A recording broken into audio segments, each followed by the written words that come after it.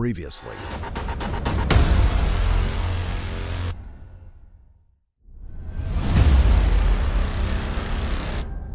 With me here is MJ. Our designer. He's going to take us through the process from conception to completion of this particular space, and this will be the designer's cut. Let's start from the reception. When you walked into this space initially, what were your first thoughts, bearing in mind the client had already given you the brief? So basically, like you said, they were expanding the office.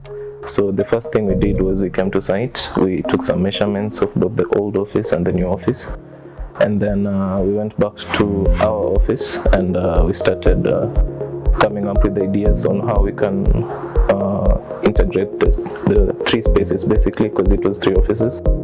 And we came up with sketches, we came up with a bit of mood boards so that the client can be able to choose exactly what he wanted to do with the space. And then we had a few meetings with the client where we discussed what works and what doesn't. And then eventually we went on to actually creating the space in 3D. That's where now the renders came in. We did renders for the client. We did a few changes on the renders. So what I mean by renders are basically 3D representations of a space, and they're normally in picture form, although we also do video renders. And that will show the client what the space will look like before we implement, and it allows the client a chance to make changes wherever he sees fit. It also shows the different types of lighting that will work with the space. So basically it's just a representation of the final space. And once we've finished with the renders and the client is satisfied, now we move on to the construction phase, the implementation phase. And then in the implementation phase now that's where mobilization takes place, and that's where we start involving our fundis, we start involving our technical team on the ground. And keep in mind that at this phase we'd have already given the client a quotation based on the design and the 3D of everything that we'd need, all the parts we'd need. It's basically a breakdown BOQ, bill of quantities, and this basically shows the client everything that we'll need from labor to parts to complete the project. That's interesting. When we pick up from the design stage, you've already finished the design stage with the client. You've moved on to the quoting bit where you tell the client exactly what you need in your bill of quantities, as you stated. What happens after the design process and the billing process is complete? What happens? Once the billing process is complete, the client deposits a down payment, and then we begin mobilization. We get in touch with our fundis, our technical team, and then we start purchasing all the materials we need for the site. Everything that we might need, materials, tools, we mobilize all that on site, and then we begin now the implementation phase. Like for this project, we had to demolish a few walls to allow for access for the rest of the spaces that they purchased. So demolition was first. We demolished a few walls. After the demolition, that now gave us access to the full space, and from there we could now expand the boardroom.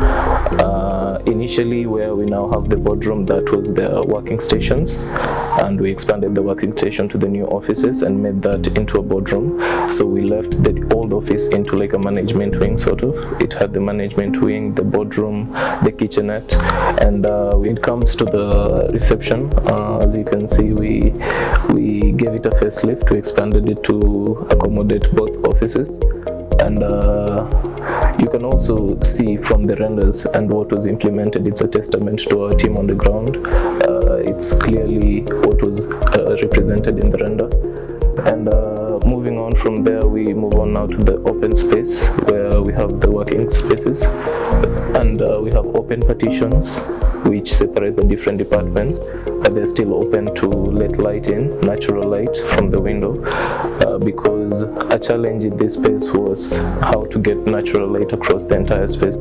So because we only have one source of natural light, which is the window on the left. So to counter that challenge, we did a few things. We, first of all, as I said, we had open partitions so that at least there's separation between the departments, but light is passing through to the rest of the space, especially the ones inside. And another thing we did was we had bright white walls, which reflects a lot of natural light and reduces dependency on the artificial lighting, and also thus reducing the power usage of the entire office as a whole. We have a good combination of daylights and warm lights. The warm lights sort of act like an accent light, but the daylight mimic what the natural light is bringing into the space. So it's just an addition to that. And in case maybe there's a few people working late, they have good lighting to go with that. And when it comes to the working space in general, we have a lounge for breakout sessions, for just chilling when you're done with work, or to have discussions with your fellow colleagues. We also have an open partition design, like we said, to enable collaboration between the various departments. Even though they're separated, they can collaborate still on various matters of the company.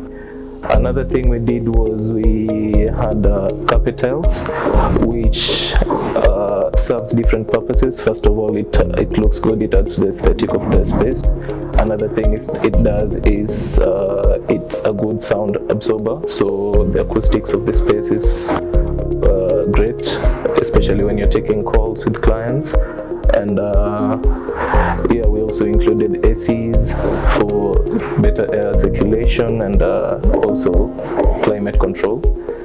And that's basically it. Once we were done, it took around a month and a half to complete the project, and we handed over the project to the client, and now they're happily enjoying the space, fully occupied. We also included several storage units across the entire space to help keep private, confidential stuff for the users of the space. And another thing we did for security purposes was include CCTV and access controls.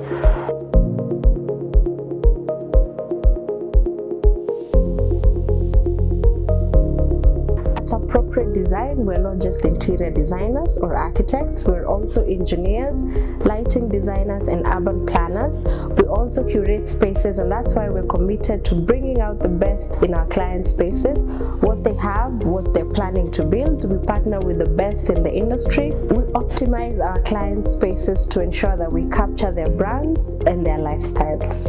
Thank you.